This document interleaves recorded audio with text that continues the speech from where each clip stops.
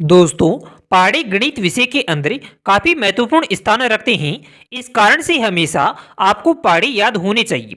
और आज के इस वीडियो में हमने आपको 8 का पहाड़ा याद कराने के लिए आपको 3 तरीके बताएंगे, जिनकी मदद से आप 8 के पहाड़े को अच्छी तरह से याद कर सकते हैं।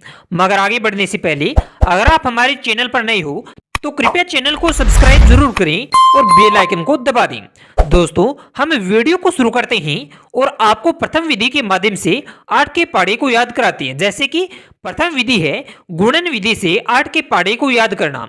और इस विधि के आधार पर आपको 8 के पहाड़े को कुछ इस तरह से लिखना होगा और बोलना होगा, जैसे कि आपको स्क्रीन पर दिखाई दे रहा है।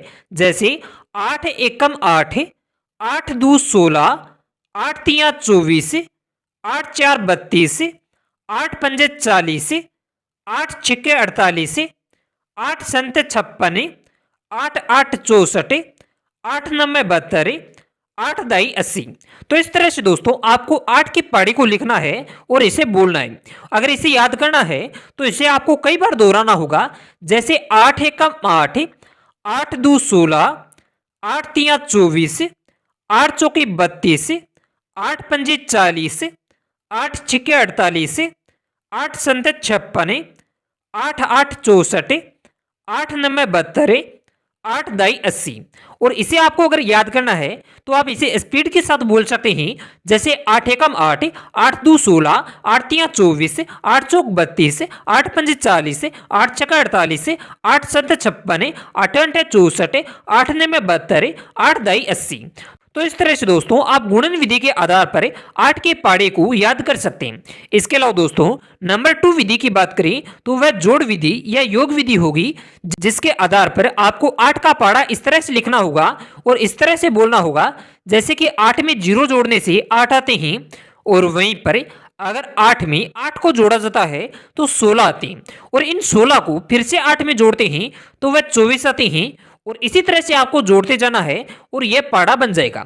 जैसे 8 में 24 जोड़ने से 32 आते हैं, 8 में 32 जोड़ने से 40 आते हैं, 8 में 40 जोड़ने से 48 आते हैं, 8 में 48 जोड़ने से 56 आते हैं, 8 में 56 जोड़ने से 64 आते हैं, 8 में 64 जोड़ने से 72 आते हैं, 8 में 72 जोड़ने से 80 आते हैं।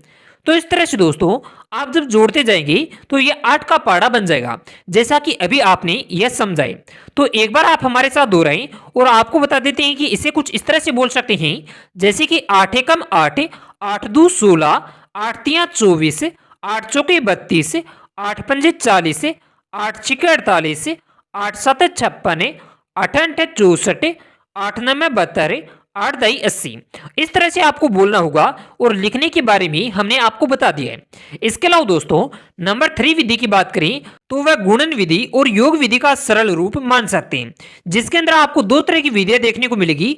जिसके अंदर पहली विधि गुणन विधि होगी और यह कुछ इस तरह से लिखी जाएगी और इसका पढ़ा कुछ इस तरह से बोला जाएगा। जैसे कि 8 एकम 8, 8 दू 16, 8 तिया 24, 8 चौके 32, 8 पंजे 40, 8 छिके 48, 8 संत 56, 8 अंठे 64, 8 नब्बे 72, 8 दाई 80। तो इस तरह से दोस्तों जब आप 8 के पहाड़े को बोलते हो तो यह पहाड़ा पूरी तरह से आपको याद हो जाएगा। और वहीं पर अगर हम योग विधि की बात करें तो उसके अंदर आपको कुछ इस तरह से लिखना होगा। जैसे कि 8 को केवल एक बार जोड़ते हैं तो वह 8 ही रहता है, और वहीं पर 8 को दो बार जोड़ते हैं जैसे कि 8 प्लस 8 तो वह 16 बन जाता है। और वहीं पर अगर 8 को 3 बार जोड़ते हैं जैसे कि 8 प्लस 8 प्लस 8 तो वह 24 बन जाता है। तो इसी तरह से आपको जोड़ते जाना है और यह 8 का पहाड़ा बन जाएगा।